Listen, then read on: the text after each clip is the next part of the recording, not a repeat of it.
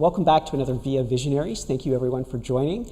We have both a packed house here in our Somerville studio, but we also have a packed agenda. Partly because, well, mainly because Stan Byers from USAID has joined us here today, and we're excited. First, welcome Stan, thanks for coming in person. Thank you. And Stan has an incredible background, incredible history, and is going to talk to us about some of the amazing work that he's been doing. So we're very excited to dive right in. Yep. So first, Stan, you have had an incredible background. So Harvard Executive Director at EY, you are a resident at TED conferences, and also the White House National Security Council. Not to mention, now most recently, a couple of stints, but your most recent stint with USAID. How did you end up in cybersecurity after all of those things? Well, oddly, it was kind of a progression, and not one that I expected. Mm-hmm. So my original background was really on, I started with USAID as one of the early civilians on the ground in Afghanistan, and ended up working with the military there as a development advisor. We worked on economic development, worked on media, worked on a lot of different things. And my focus was kind of on the economic side of things. Mm-hmm. But then, over time, as I did different projects within USAID and in this space, I started seeing that there's a lot of different parts of it we have to look at, and it's also shifting, and there's a lot more of the technology that's coming into it. In 2015, I got the opportunity to go work with EY, mm-hmm. And they hired me to join their cybersecurity team. It was called the Cyber Economics team.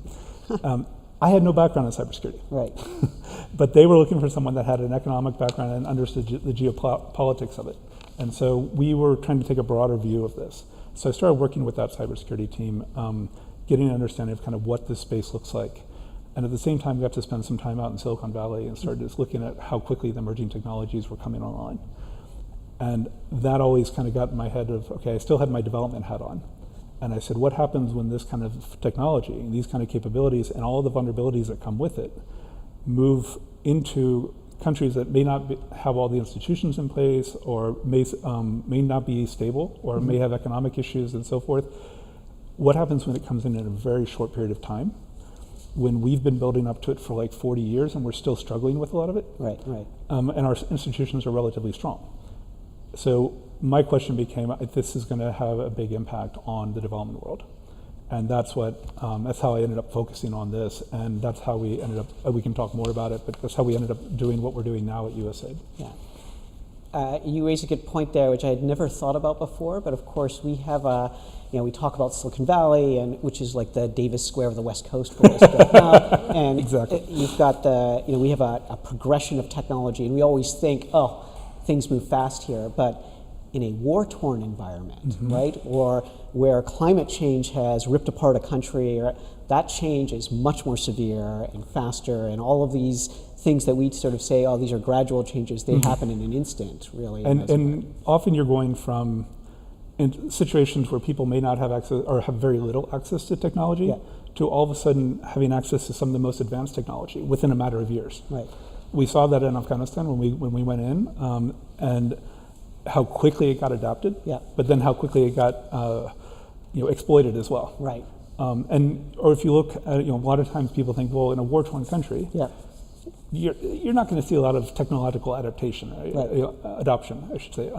But if you look at Syria, over the course of the war, from when it started to it's continuing now, there was actually an increase in connectivity and cell phone use. Yeah. Quite quickly over that time, yeah. even in the middle of the war, yeah. because it's so important to have access to that information. Right. And you see that in Ukraine now, and you mm-hmm. see that so you've now you've moved into the cybersecurity role, you have a little bit more technology, a lot more technology background. Unlike a lot of technical people, you spent time in the field, like literally in the field, places like Afghanistan, but also South Sudan, mm-hmm. elsewhere. Can you share a story or two, Sure. not necessarily cybersecurity related, but about your time in the field? Well, there's so many stories there, but I think maybe some that might be relevant to this is, again, kind of back to what we were just talking about. When I first went to Afghanistan, we were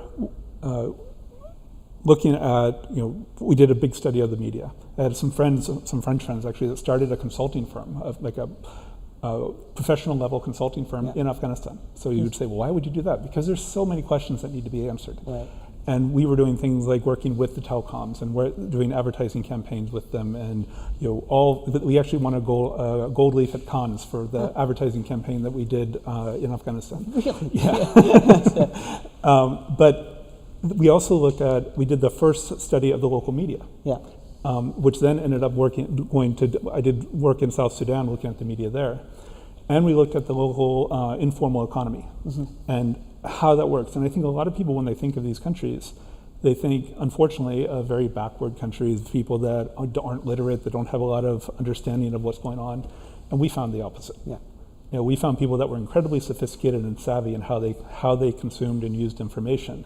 It may not be in the way that we did it. Yeah. It may not be because of the education they had access to, which a lot of them didn't. Right. But they had grown up and they had lived in environments where having access to information and understanding what's true and what's not is not only important, but it's life-saving. Yeah.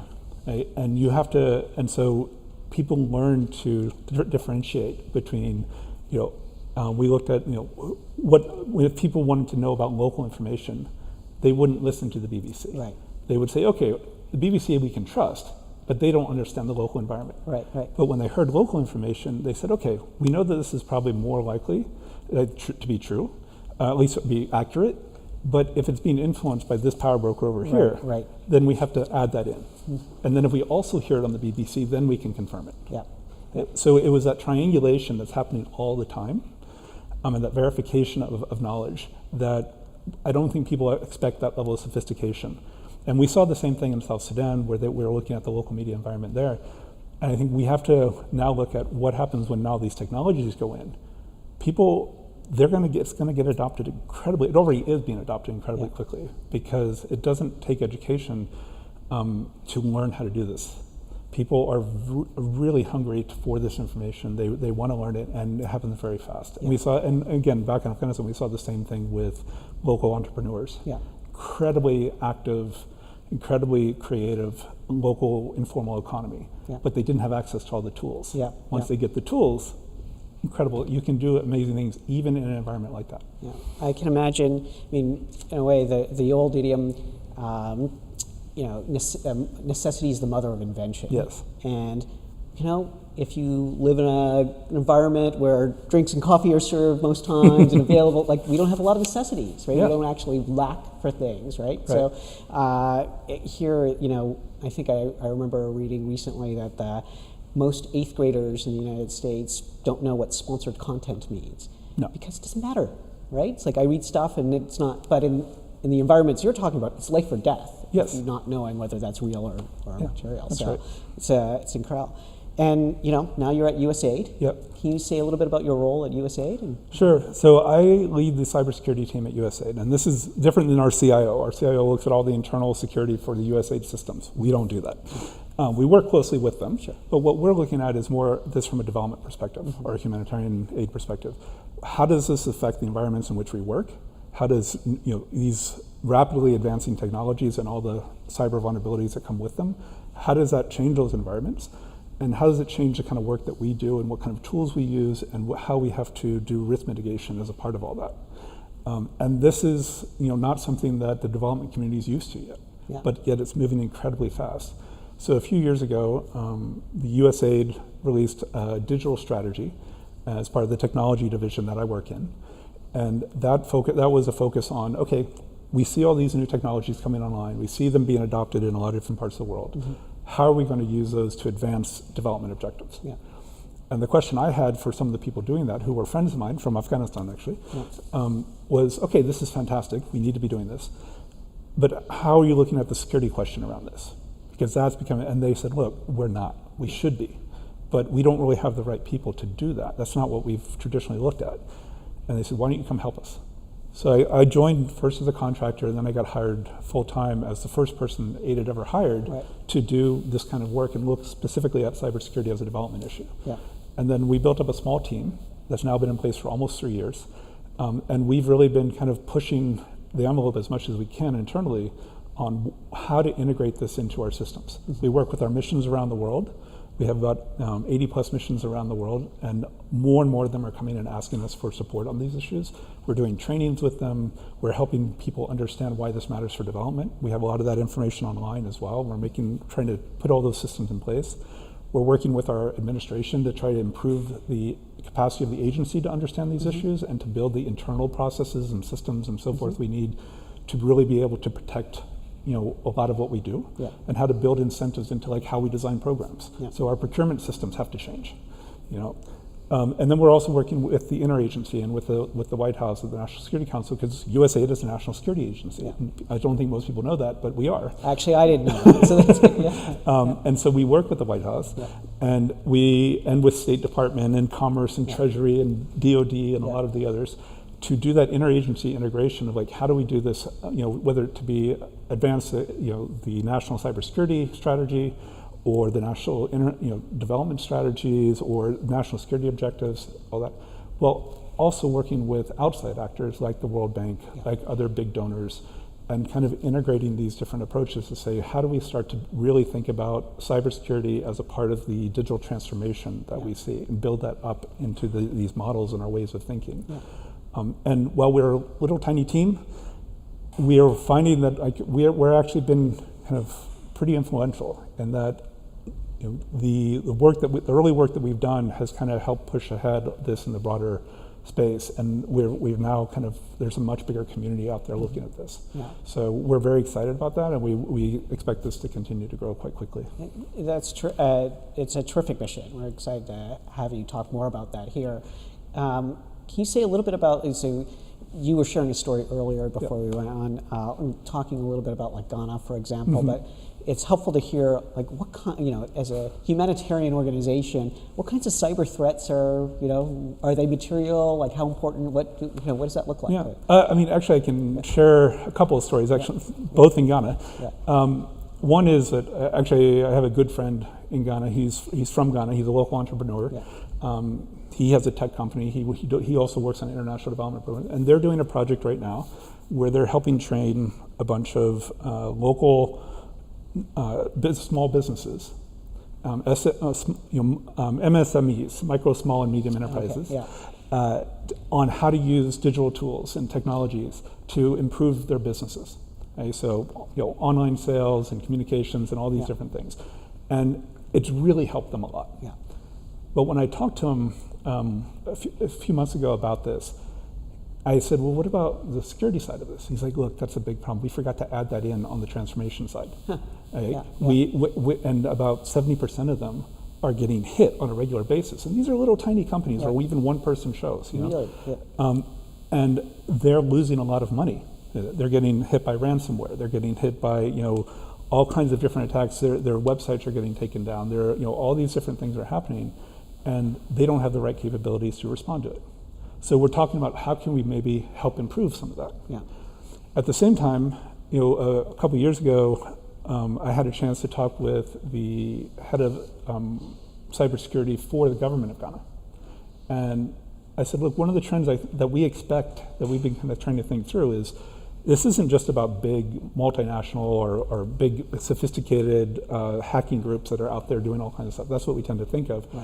But my guess is that you're going to see a lot more local groups as they get access to all these technologies, and so much of this is now available online, and much more sophisticated things, so like code and everything else, or attacks as a service that don't cost very much. I think I was telling you earlier, you can get a subscription to a fairly advanced ransomware for like $30 a month. That's incredible. And you just ask them, I want to launch an attack on this particular IP address. Okay. And so that's happening. And so I said to this head of cybersecurity, I said, look, we think that we're going to see more of this in this local environment, as particularly youth have more access to this. And he's like, it's exactly what we're seeing. He said, most people do not know what this can do, but there's a small group of them that do. And they're starting to learn from each other. They're starting to learn from what's online. They're connecting with different groups. And right now, they're just kind of showing off to each other. They're doing like small scams. They're breaking into different websites or systems or so forth. And they're just kind of making a little bit of money and saying, look, look what I can do. But they're getting more sophisticated fast, and we know that. And we're not sure yet on how best to manage that. And so that's one of the things that we're trying to understand also, is how do you create incentives to direct those kinds of really smart, youth that really want to do something that may not have opportunities locally into a more positive path. Yeah. So I know that USAID actually serves and supports some of the most vulnerable populations in the world, literally some of the most vulnerable populations in the world. And it sounds like those vulnerable, because there's almost this terrible circle, right, which is because they're vulnerable, criminal organizations seek them out to prey on them because they don't have resources to protect themselves. Is that well, and they're also a testing ground. So that's something that's also been fairly well documented now, is that as people are learning, and as even some of these advanced groups, hacking groups that are out there, they always want to test out new approaches or new software, new whatever it is they're doing, and they can do that in a lot of emerging frontier markets because the security is not there, the oversight, the law enforcement, a lot of that, they know that they're not going to get caught. Right. And so they can test it out there, see what's working, what isn't, make a bit of money, but then they can also polish those approaches and then launch it on harder targets. Right. And so this isn't just a problem for these countries. Yeah. This is a problem for globally and for the U.S. and for other countries as well. We're not immune to this, and as soon as those approaches get perfected, we're going to get them too. So not something I ever thought of before, but then it sounds like we have a vested interest. Very much so. Very much so.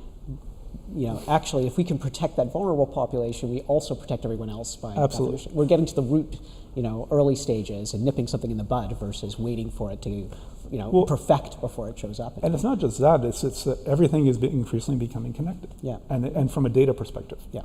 And so we're seeing that in our systems where it's the weakest link in the chain. Right. Yeah. And so whether it be supply chains or whether we see this in supply chain attacks with cyber. You don't attack the company, you attack the software that they're using. Yeah. And particularly if that software is being used by a lot of different companies. Yeah. So this was the SolarWinds attack. Right. So you attack SolarWinds, you get the bug into the software, the malware into the software from an early stage. And then anyone who uses that software is now going to be vulnerable. Yeah. So as code and as these capabilities spread more globally, if we're not kind of doing security by design, and we're building the capabilities for different countries to do that, then those capabilities and that are going to get spread into the broader system. Yeah. And this is going to move so fast that we have to start building this. And again, not just for the to achieve development goals and humanitarian goals, which is also incredibly important because almost everything we do now is dependent on these systems. Yeah. We don't really fully realize how dependent we are on them now. Right. But it's important for us and for our national security as well. And that's why I think you're seeing more of an approach like Secretary Blinken just last week, or actually I think it might have even been this week, announced international cyber strategy. And others are doing, or where other parts of the U.S. government are also focusing more on this because we see it as in our interest. Yeah, I can see that. And you made two good points there about a lot of good points. Two, for instance, which is, if the U.S. is going to push $60 billion out this year through USAID, you could either try and attack U.S. Treasury or you could attack the endpoints when they get to, where that money is flowing to, number one. And then also all of those individuals are interconnected in some way, and they're, that will feed back that you have this. Well, I wish it was $60 billion, but yes, when that money gets out there, it's also about, is that money, are we going to create the right incentives? Because if the systems get corrupted or the way that the money, and we've seen this in different places, it's going to create incentives for people to either steal the money or for the system, for the programming not to work as effectively as it should be. Yeah. Or if data if it's dependent upon data and those systems aren't secure, then people aren't going to trust to be a part of it. Yeah. And so this is one example. There was a healthcare program in Uganda that was focused on supporting the HIV/AIDS community. And you may not know, but in Uganda, homosexuality has been outlawed. Yeah. And that even to the point of it can be, you can be put to death for it. Yeah. So that system, some of that data was compromised. Right? And that is, so the people that were a part of that process, there's a strong correlation between people that were a part of this program and the homosexual community. Right. Or the LGBTQ plus community, more broadly. And so that created a lot of fear, as you can expect. Yeah. But it wasn't just Uganda. You had others in Kenya that were in a similar program, and they, of course, hear about this. Right. And participation in the program there dropped precipitously. Yeah. Because it causes a tremendous amount of very real, well-grounded fear. Yeah. And so to achieve our objectives, we have to be looking at these kind of things. Yeah. But that means us creating new capabilities and, again, new models for development. Yeah. You're talking again about the most vulnerable populations, right? And how, generally we take for granted some things, but, there is real fear, intimidation, in other environments. I think especially as we move towards things like digital identity, right, then this is going to be even more important around cybersecurity. And I think a lot of countries that you're working with are moving towards digital identity as a standard. And, we take, our old social security cards in the United States that are literally paper and like a typewritten number, right? That's not the identity they're moving towards. You can steal, Well, I mean, we're working on a big initiative right now within USAID called VIA. And it's actually was developed by the government of Ukraine. And it became incredibly important as a part of the war effort, is that it started out as an app that people could download where they could get access to some government services. Yeah. It then expanded, and you can now do almost anything you need to do as a Ukrainian citizen with the government over this app. Yeah. Now, Ukraine has for a lot of reasons, has a lot of very strong cybersecurity capabilities. Yeah. This app and the way that they manage it has been done quite well, and it's fairly secure. Yeah. But we also want a lot of other countries that are also interested in doing something like that. And so we're working to say, okay, how can we take that app and provide it and work with other countries so that they can also use this to improve access to public services? Yeah. But to do that, you have to make sure that they can implement it effectively and securely. Yeah. And you're seeing the same thing around the world with smart city initiatives, with digital identity, with all these things. This is where everything's going. Yeah. But yet you have to be able to secure it. Yeah. And right now, those systems, you're seeing an increase in technology like this exponential curve, but more of a linear curve on cybersecurity capacity. So that you see a growing gap that's getting targeted by a whole lot of bad actors. Yeah. And so that's what we have to try to close. So, a few weeks ago we met, and actually at that time one of the things you talked about, so one way that you can combat this, people talk about, well, surely everything's encrypted, right? And one thing you said a few weeks ago was, you were talking about sort of the end of encryption, right? And I wonder if you could say a little bit more about what does that mean in terms of end of encryption, or why isn't encryption enough, right? As we think about it. Well, I mean, there's a few. It's not really the end of encryption. It's maybe the end of encryption as we know it. Current encryption is going to most likely be inadequate relatively soon. So with the advent of quantum computing and other advanced capabilities and processing and so forth, it's going to our current methods and the way that the whole internet is based upon these encryption methods, RSA and a bunch of other stuff. Once quantum and more advanced, or even we may not even have to get to quantum, but once very advanced capabilities are in place, it can be a lot of these systems are going to be at risk, right? And so we have to start developing new ways of doing this. And one of the other things we're seeing right now that's already creating risk, and why we have to develop it even before we get to that right now, is that you're seeing basically steal now and decrypt later attacks, where even if you have encrypted data now, a lot of times it's being targeted, stolen, and then kept until the capabilities come online to be able to decrypt it. Right? And so it's really becoming actually a pretty big issue that we're going to have to start to think about, and that I don't think people fully kind of understand how big of a shift this could be, and that we really have to kind of focus on some of these things. It's so we've spent this has been a very deep conversation. We've been talking about some very heavy topics. Hopefully there's light at the end of the tunnel too, which is, so we first met over a year ago now at a Harvard blockchain conference, and got the opportunity to see you speak there. So why were you at a Web3 technology conference, and what role does that play in, in this world, right? Well, I was there because I think this is something we need to be paying more attention to. Yeah. We tend to spend a lot of time looking at AI and mobile money applications and a bunch of other things, which are all incredible, right? There's a bunch of things that are happening in the technology sector, but we're not as much on like how can we really use Web3 and some of this decentralized approach. And I think there's some real promise there. So in particular, what I'm seeing more and more is that we need to kind of rethink how we do data management.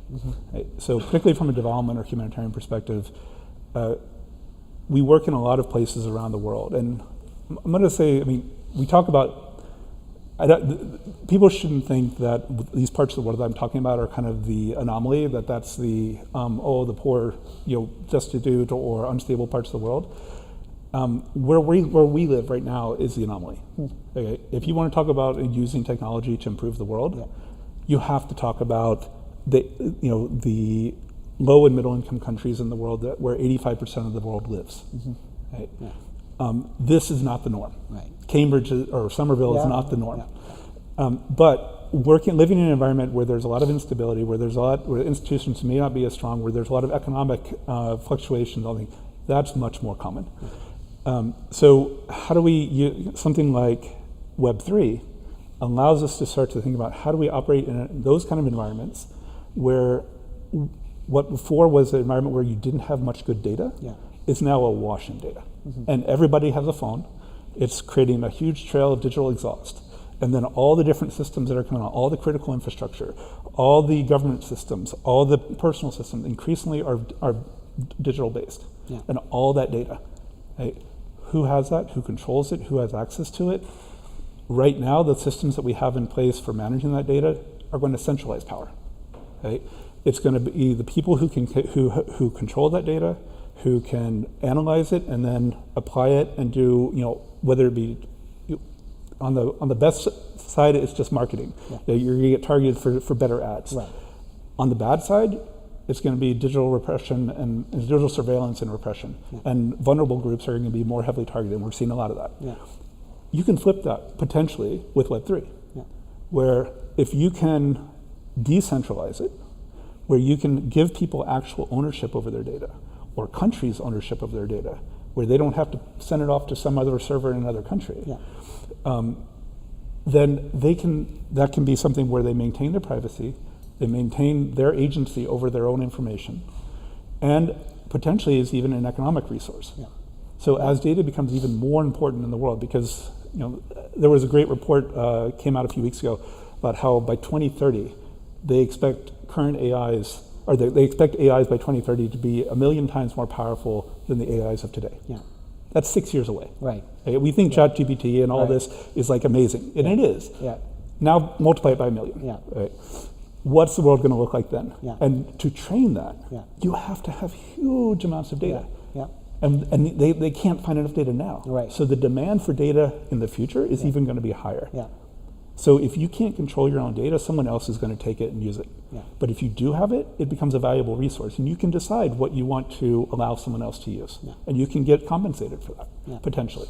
Or a country can use it as if you have a lot of interest, important data from your country, and somebody else wants to use it, okay, it becomes a resource you can sell or that you can leverage in some way that's beneficial for your country rather than it just being taken. That is a nice way to sort of wrap us up here. I think the point you're making about we're the anomaly, right, and actually the rest of the world is kind of the standard in this area, that 85% of the world is actually more living in a very different environment than we are, I think is thought-provoking and a good way to kind of wrap us up. I think what you're saying is also, you're tying another theme, which is centralization can work if you trust the central authority, but we have enough trouble trusting our central authorities in places that are generally secure and generally safe. That trust is easily lost, right, in other environments, and especially those that are under attack. So a decentralized approach makes a lot of sense it is probably the only approach, right, that's practical in those environments. So, Stan, wonderful to have you. I really appreciate you, given the importance of your mission. I'm sad to take you away from like saving the world, but glad you did take some time to talk to us today, and really thank you very much for the opportunity. Thank you for the invitation. It's fun to talk to you guys about. Sure. Thank you, Stan.